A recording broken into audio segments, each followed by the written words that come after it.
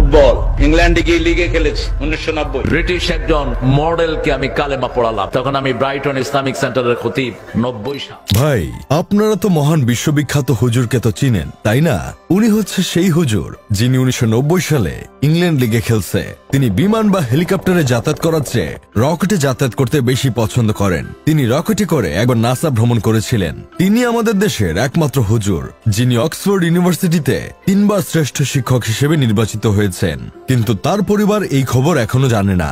আজকে বলে ফেললাম ফট করে, এটা কেউ জানে না, আমার পরিবারও জানে না। আজকে আমি আপনাদেরকে বলে ফেললাম, এই খবর আবার কাউকে বললেন না আপনারা। 1990 সালটা ছিল তার জন্য বিশাল বরকতের বছর, কেননা তিনি একই বছরে অক্সফোর্ড ইউনিভার্সিটিতে শ্রেষ্ঠ টিচার হওয়ার পাশাপাশি ইংল্যান্ড লিগে খেলেছে।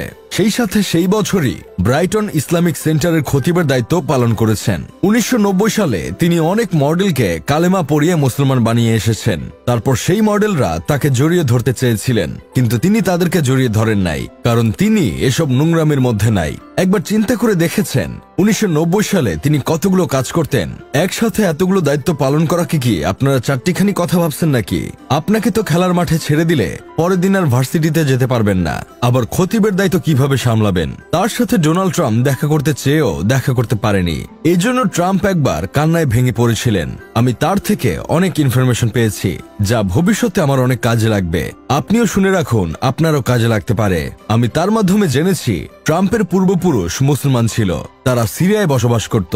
ট্রাম্পের কথা হাদিসে এসেছে। ট্রাম্পের আরবি শব্দ হচ্ছে টেরাম। রানী এলিজাবেথ নবীর বংশধর ছিলেন। যদিও এসব কথা শোনার পর নাউজুবিল্লাহ বলা ফরজ হয়ে যায়, তারপরেও তার থেকে আমি এগুলোই শিখেছি। তার সাথে আইফোন কোম্পানির মালিক বেলগ্রেডের সাথে দেখা হয়েছিল, তবে আমি আইফোনের মালিক অন্য কাউকে জানতাম, হয়তো আমি ভুল জানতাম। এমনকি স্যামসাং এর মালিক মিস্টার স্যামসাংয়ের সাথেও তিনি দেখা করে তার মাথায় নিজে টুপি দিয়ে দিছিলেন। স্যামসাং কোম্পানির মালিক আমাকে দাওয়াত করলেন, মিস্টার স্যামসাং। কারণ মিস্টার স্যামসাং ইংরেজি বাংলা কিছুই বুঝেন না, শুধু কোরিয়ান বুঝে। আবার আমাদের এই মহান হুজুর কোরিয়ান বুঝে না। অনেকদিন আগে ডক্টর ইউনুসকে নিয়ে তিনি বক্তব্য দিয়ে বলেছিলেন, গ্রামে গঞ্জে মহিলাদের বিবস্ত্র করার জন্য সুদের ব্যবসা যিনি পৌঁছে দিয়েছেন তিনিই হলেন ডক্টর ইউনুস।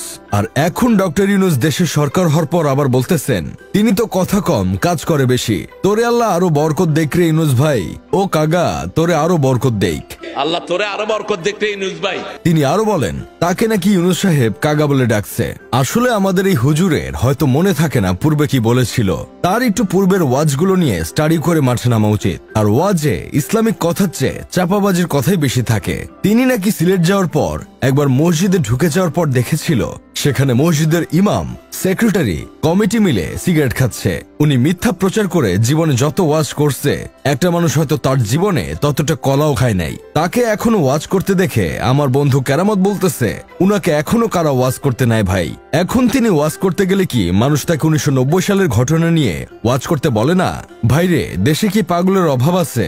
এদের কত পাগলা ভক্ত পাওয়া যাবে, তারাই তাদের ওয়াজ শুনে।